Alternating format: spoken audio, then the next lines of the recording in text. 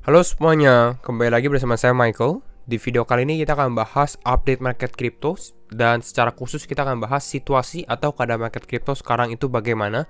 Nanti kita lihat dari beberapa berita terbaru, berikut juga dari beberapa pendapat dari tokoh-tokoh dunia juga gitu ya. Lalu nanti kita lihat juga dari secara analisa teknikal juga untuk Bitcoin dan market crypto in general ya. Jadi kalau misalnya teman-teman suka video ini, jangan lupa untuk share videonya, like ataupun subscribe. Kita akan langsung masuk aja ke dalam videonya. Untuk hari ini kita lihat market memang sideways ya. Kita lihat di sini naik sekitar 0,22%. Bitcoin berada di kisaran level 29.600, Ethereum di bawah $2.000 ya.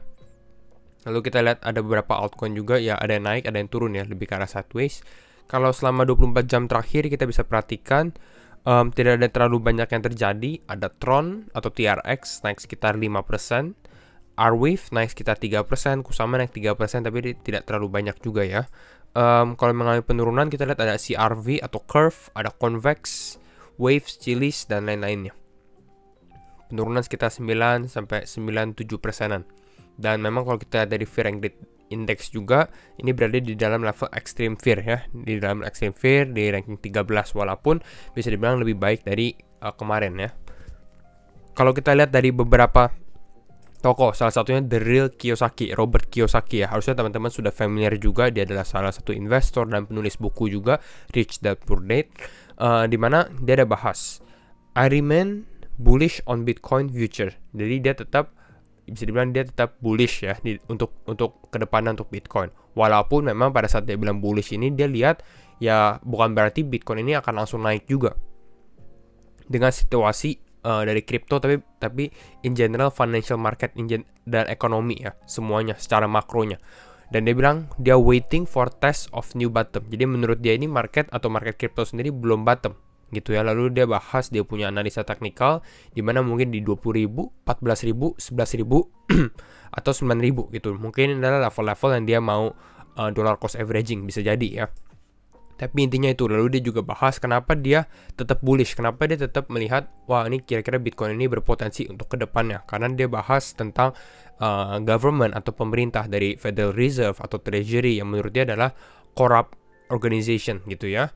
Lalu dia bilang they will self-destruct before they regain honesty. Jadi menurut dia ya bisa dibilang seperti pemerintah dan lain-lain ini nggak transparan lah, kira-kira seperti itu. Makanya dia bilang lebih baik Bitcoin. Jadi ini pendapatnya dia. Jadi dia tetap bullish, tapi mungkin dia merasa akan ada penurunan lagi atau ada new bottom yang baru. Apakah setuju atau tidak? Kalau saya sendiri, saya juga meyakini ini belum bottom ya gitu ya. Jadi artinya mungkin kita masih ada penurunan lagi sih gitu ya. Lalu kita lihat dari Michael Saylor. Michael Saylor juga cukup bullish kan kepada Bitcoin, tapi dia juga bahas, di mana Michael Saylor bahas bahwa in a global bear market. Jadi secara tidak langsung dia bilang bahwa ya sekarang ini kita lagi di dalam bear market.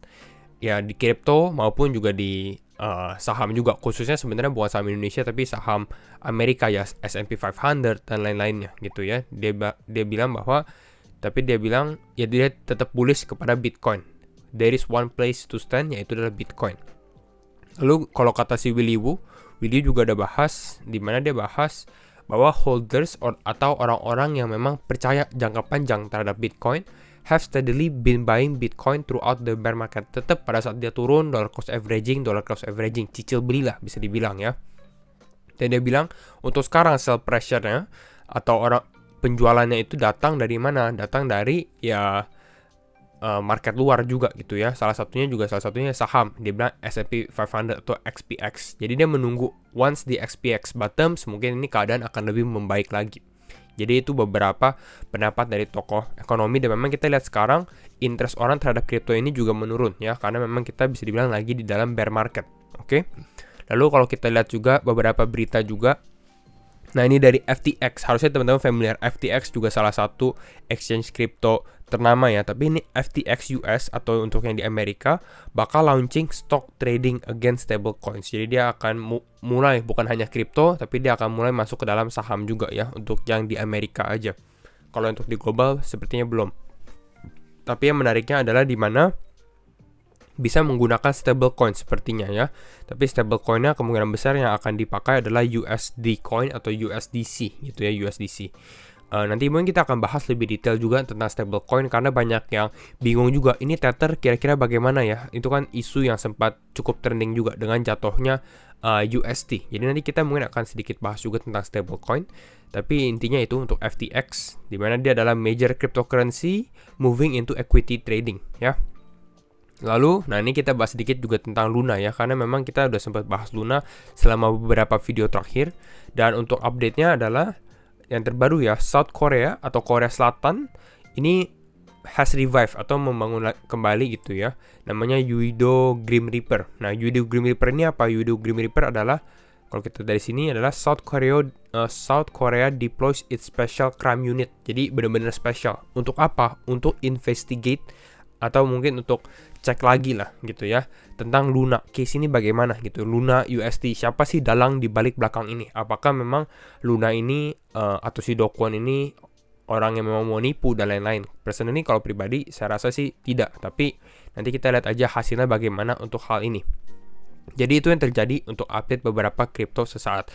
Dan kita juga akan bahas secara analisa teknikal bagaimana sih gitu ya, khususnya untuk Bitcoin.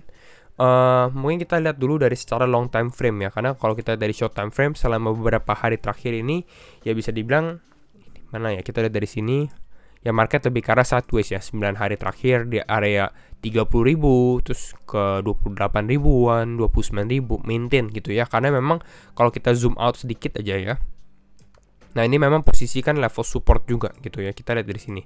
Jadi intinya sebenarnya orang tuh merasa kenapa kita bisa sideways di sini lama, karena kalau misalnya kita turun dari 29.000 mungkin kita ke 27.000 dan sidewaysnya di sini. Nah, ini ada tanda-tanda bahwa kita akan langsung melanjutkan penurunan gitu. Sedangkan kalau kita berada di level ini, ya beberapa orang masih hoping mungkin kita akan ada kenaikan juga karena kita berada di level support, bisa dibilang seperti itu.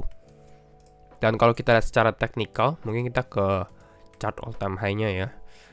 Nah, ke sini ke weekly. Nah, kita kalau dari sini beberapa hal ya yang akan saya highlight di video kali ini. Yang pertama untuk tren jangka panjang ya, kalau kita lihat ya ini kita sudah sempat bahas di mana Bitcoin ini sudah turun dari area supportnya dia yang kuatnya. Jadi bisa dibilang sebenarnya dia membentuk lower low gitu ya. Ini udah nggak tahan gitu. Ini udah sekali jebol. Apakah ada kemungkinan 2 kali jebol? Sebenarnya week kali ini ya, atau minggu kedua atau minggu yang sekarang kita lagi jalankan, ini juga kita turun sampai ke level berapa nih? 28.600. Ini pun sudah di bawah level sebelumnya juga. Jadi bisa dibilang 2 minggu ini kita sudah mengalami penurunan. Ini salah satu tanda sign of weakness juga. Kenapa? Karena berikutnya pada saat kita mengalami penurunan, volume untuk naik biasanya gitu ya, volume untuk reversalnya agak sedikit kurang sih kalau kita lihat dari wick candle-nya sendiri. Jadi ini adalah salah satu tanda. Tapi ada beberapa hal juga yang cukup mungkin dimana kita bisa lihat ada relief rally atau mungkin ada minggu hijau sedikit lah bisa dibilang ya, mungkin naik ya belasan persen lah, itu harapan saya juga, atau ya 7-8% juga cukup lumayan, karena memang yang pertama adalah dari weekly candle-nya gitu ya, atau candle mingguannya, dimana kalau teman-teman perhatikan ini sempat kita highlight juga, ini Bitcoin sudah berapa kali nih, 7 kali kalau tidak salah itu ya, 7 kali red candle terus, belum ada candle hijau sama sekali gitu ya. Dan ini pertama kali terjadi sepanjang sejarah Bitcoin juga 7 kali. Nanti kita lihat juga untuk minggu ini bagaimana nih, apakah ini akan menjadi candle ke-8 atau tidak. Tapi kalau kita lihat dari seperti ini, kecenderungannya atau probabilitasnya mungkin akan lebih besar kita akan ada candle hijau ya, mungkin di minggu ini ataupun di 2 minggu ke depan, karena kan gak mungkin juga 10 candle berturut-turut kita merah ya, atau mungkin tapi probabilitasnya cukup kecil juga. Kira-kira seperti itu ya. Lalu kalau kita perhatikan juga sebenarnya bukan hanya dari candle dan warna candle dan lain-lain, tapi kita perhatikan juga dari secara volume gitu. Kalau teman-teman perhatikan secara volumenya ya, untuk minggu kemarin kita bisa dibilang ada banyak orang yang cukup panic selling juga, dimana orang cukup menjual karena kemarin itu cukup eventful ya, banyak sekali kejadian ya, khususnya dari Luna, USD crash, membuat market panik dan lain-lain. Ini yang sempat kita lihat juga ya. Lihat, ini ada spike candle di dalam volume nih. Kalau teman-teman perhatikan volumenya, selling tapi penjualannya tuh kecil gitu kalau kita bandingkan. Lalu tiba-tiba spike di atas seperti ini. Ini hampir sama seperti sebelumnya juga di bulan Mei gitu ya. Ini tahun kemarin ya. Mei 2021, dimana kita juga ada panic selling ya, dimana kita drop cukup besar juga ini di weekly ini, kita turun dari level 47.000 sampai ke level 28.000. Ini penurunan 38% dalam satu minggu untuk Bitcoin saja. Makanya banyak orang juga panic selling. Jadi ini adalah dua kejadian. Dan biasanya kalau sehabis panic selling seperti ini, ya mungkin ya bisa ada sedikit hijau karena ini market udah selling gitu ya. Jadi mungkin beberapa market mulai coba beli lagi lah gitu. Jadi ini adalah salah satu tanda-tandanya. Walaupun kalau tadi kita lihat juga secara makronya, apakah ini bottom? Belum juga ya, saya rasa sendiri untuk sekarang sebenarnya belum. Dan kalau untuk secara supportnya di level berapa? Kalau secara long termnya ya, atau kita lihat selama beberapa bulan ke depan, masih ada potensi sebenarnya untuk Bitcoin untuk tes ke support kuatnya dia, yaitu di sekitar level sub 20.000, yang mungkin di sekitar, ini sempat kita bahas di sekitar all time high 2017 lah. Ini di level 20 ribuan sampai 19.000 ini untuk Bitcoin. Jadi kalau kita lihat ternyata Bitcoin mengalami penurunan untuk dari sini, ya sebenarnya ini adalah saat-saat mungkin untuk teman-teman lihat cicil ya, dollar cost averaging untuk investment gitu, karena ini bisa dibilang pada saat bear market ini adalah kesempatan di mana ya world changing atau bisa kita bilang seperti world changing moment ya gitu ya, kesempatan yang cukup bagus juga lah. Walaupun kita belum tahu sih, nanti kita akan coba analisa lagi kira-kira Bitcoin ini kalau misalnya turun ke level berapa gitu ya. Tapi untuk sekarang ya secara time frame-nya memang yang support kuatnya ini berada di level 19.000, 20 ribuan. Kira-kira seperti itu. Nah, lalu ada satu poin penting juga, dimana kalau teman-teman perhatikan di sini ya, perhatikan Bitcoin dominance ya, khususnya Bitcoin dominance. Nah, kita bisa lihat di sini secara weekly ya, kalau kita secara weekly, Bitcoin dominance ini naiknya, spike-nya tinggi banget gitu, kenaikannya cukup tinggi sekali ya, 8%. Dan kita udah tahu kemungkinan besar ya, bisa dibilang sebenarnya kita sudah di dalam bear market juga di crypto. Kira-kira seperti itu. Dan memang kalau kita lihat analisa seperti ini, saya rasa sendiri ya, ini cukup penting ya, Bitcoin dominan selama beberapa minggu atau mungkin bulan ke depan ya, ini akan trennya akan lebih ke arah naik gitu ya, akan lebih ke arah naik. Bukan berarti dia akan naik terus, tapi mungkin dia akan naik, turun sedikit, terus naik lagi kembali. Kenapa saya bisa katakan seperti itu ya? Karena kalau kita lihat berdasarkan previous historinya, pada saat market crypto turun gitu ya, memang fundamental yang mempertahankan crypto adalah siapa? Yaitu adalah Bitcoin, betul kan? Ya, itu adalah Bitcoin. Dan memang kalau kita lihat contohnya di 2018 ya, kita lihat dari 2018 nih, teman-teman bisa perhatikan di mana nih Bitcoin dominance-nya dari level 36.000 naik sampai ke level berapa nih? Naik sampai ke level 72% gitu. 72% dari seluruh market crypto dikuasai oleh Bitcoin. Apakah sekarang masih bisa? Ya mungkin saya rasa sekarang ini nggak sampai 72, tapi mungkin target apakah 50% masih dapat? Ya mungkin ini ada kemungkinan besar juga. Jadi tandanya itu, dimana mungkin adanya Bitcoin dominance ini akan naik selama beberapa minggu ke depan. Artinya apa? Kalau Bitcoin dominance akan naik, artinya, nah ini ya, kita coba perbesar dulu ya. Nah ini, Bitcoin dominance naik, artinya apa? Kemungkinan besar ya, kalau Bitcoin dominance naik, altcoin akan lebih turun gitu. Altcoin akan turun dan Bitcoin ini akan lebih outperform altcoin. Ini perbandingan, soal Bitcoin dominance ini adalah perbandingan juga antara Bitcoin dan altcoin, dominasi Bitcoin. Jadi secara fundamentalnya, atau mungkin nanti saya akan linkin di deskripsi juga video tentang Bitcoin dominance, penjelasan yang lebih detail gitu ya, satu video khusus. Jadi kira-kira itu untuk update Bitcoin dominance. Dan kalau misalnya teman-teman suka untuk update hari ini, jangan lupa untuk share videonya, like ataupun subscribe, and see you in the next video. Bye bye.